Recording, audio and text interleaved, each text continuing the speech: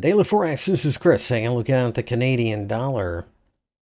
The US dollar continues to see a little bit of trouble against the Canadian dollar during trading on Friday, as there is a lot of noise just above the crucial 1.38 level. It's worth noting that the Bank of Canada recently has cut rates for the second time, and that, of course, favors the market going higher over the longer term, as the US dollar, of course, offers more in the way of interest. That being said, there are traders out there banking on the Federal Reserve cutting later this year, and perhaps even more influential in this pair right now is the fact that we are overextended.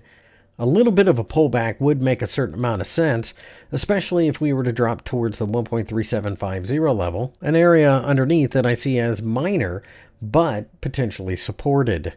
The 50-day EMA sits underneath there as well, so that also comes into the picture, but far above both of those is the 1.38 level, a large, round, psychologically significant figure that could have a bit of market murmur attached to it as well. Keep in mind that the Canadian economy is highly sensitive to the U.S. economy, meaning that the USA is by far Canada's biggest customer. So if the U.S. economy suddenly starts slipping, that's actually better for the dollar than it is the Canadian dollar most of the time. That, of course, comes with a grain of salt because a lot of other things can be going on, but in general, that seems to be what happens.